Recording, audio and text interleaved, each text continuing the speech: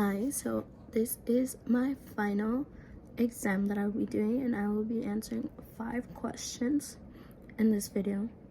So the first question is, why is it important that people see famous works of art, and why is it important that me, see famous works of art?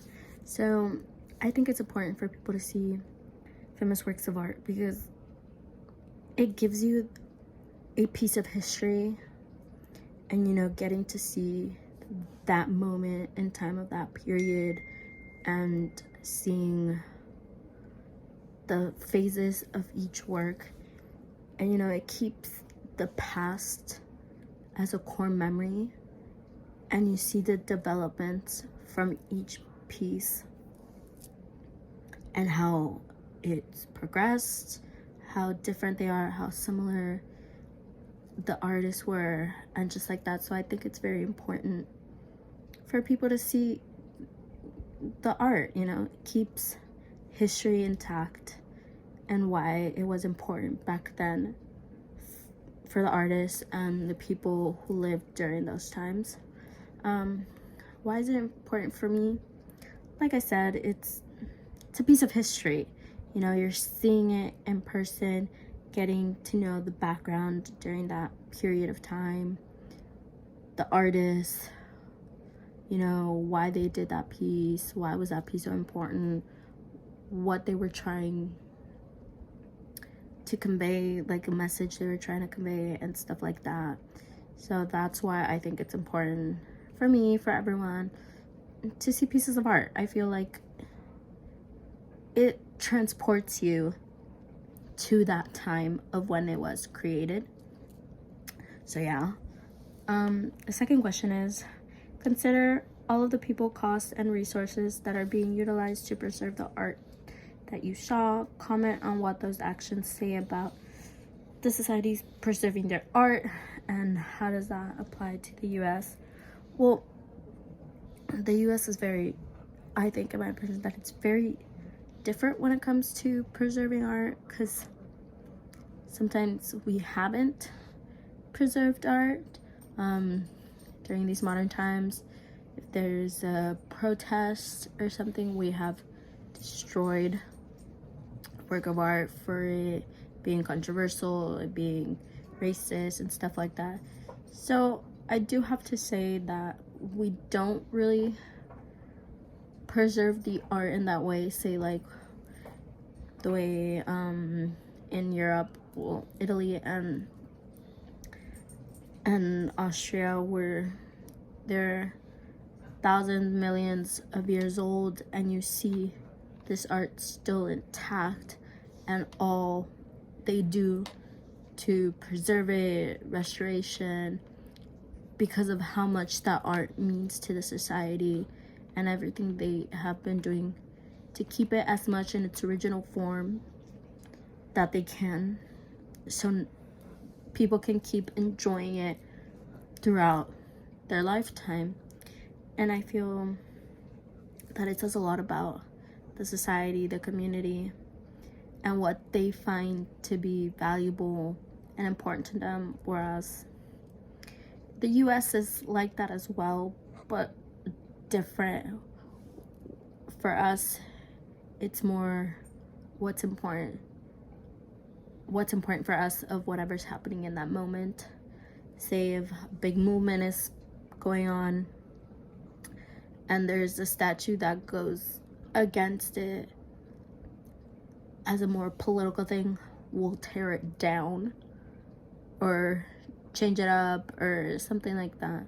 So there's quite a difference of how we utilize what we have money-wise, compared to what I've seen in my trip, whereas the art that I've seen was older than the United States itself, during a time long time ago, and you see that the work is in its original form, or as much as it can be, depending, and it just proves how much that community wants to preserve it, and how much they care about that art, how much they care that other people get to see it too. So yeah, that's what I think. Question 3. What do you think about people risking their lives for some of the art that I've witnessed? I think that says a lot about their character.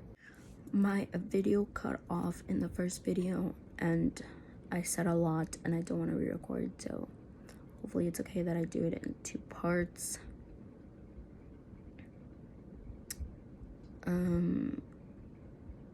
Or if anything, I'm gonna try and see if I can edit it to put it all together, but if not, it'll be in 2 parts.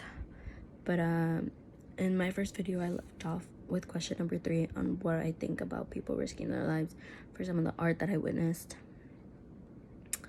And I think that speaks on the character of who those people were and what they thought was valuable and important enough for them to risk their lives for someone in the future like me to get to witness it. So I think it really says a lot about them and how noble they are.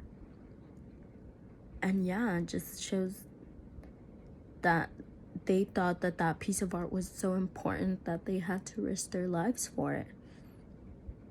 So I think that's something very, how do I say, commemorable. Like it really speaks about that person. And yeah, I think that's as much as I can say about someone who was willing to risk their lives for me to be able to see what they risked for. Question 4 is, explain the moments you experience wonder.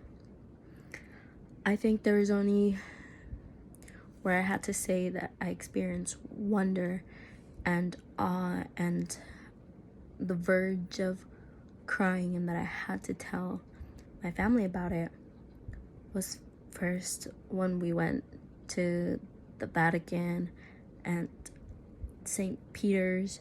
You know, being of a religious family and hearing about it and knowing that it exists, but actually getting to witness it. Religious family, you know, seeing the Vatican and St. Peter's, you know, almost brought me to like tears, you know. And I was just in such wonder being able to be inside the Sixtine Chapel, getting to tell my family that like I'm standing where the Pope stands. You know, that was something that really brought me wonder and everything. You know, it was a big moment for me, and I know for my family as well. Another moment that I think that I experienced wonder was in Florence when we saw Michelangelo's David. You know, I know the story of David and Goliath. You know, again, religious reasons. That story's in the Bible. I grew up on it. But seeing it, you know, it just takes your breath away. Because yeah, you can research, you can see it on the internet, but seeing how big or how tall it actually is, and like how in perfect condition it is, and everything that they did to like restoration and everything, it just brings me to wonders and awe, like I've said before. And you know, because you're looking at this art that is so famously known, but you're actually there in person. When for me, like all my life, I've heard about it, I've read about it, I've known about it through pictures and research, but getting to actually see it, it was really something. And the last question, question 5, is, how do you think this trip and your experience will affect your future self, and why? You know, I learned a lot in this trip. You know, I've traveled before in high school, but I went with a group where we flew together and came back together. So this was a really good, I think, experience for me, you know, doing it alone, because I've traveled alone, but always inside the United States, never outside. So getting to do that was a big thing for me. Experience delays and cancellation, it was a lot for me. I'm very big family oriented, so it was hard on me going and then coming back, and it was a lot. But I think experience what I experienced, public transportation, getting to speak or try and learn a new language, seeing how a different side of a community, how they react within society and all that, getting to see the wonders of the world, getting to see all these museums, in a way it will affect my future self because it has taught me so much on communication skills. I'm a very shy person, but it's taught me, we dealt with some things during our time, and it has taught me to stand up for myself. If I need to be confrontational and, stick my ground to make sure nothing happens to me and make sure I'm safe, it has really taught me that. I got to experience meeting new people, making friends, and I feel like it's opened up a whole new perspective and a whole new world for me, where I love to travel, but I've never gone so far. So I feel like this has opened a door for me to, get out of my comfort zone and do things that I didn't think that I was capable of doing. So that really helped me a lot, and I think this trip really helped me. I've learned so much history about art, about everything. So yeah, I think this was something good for me to experience, to learn, and I know my future self is better for it. And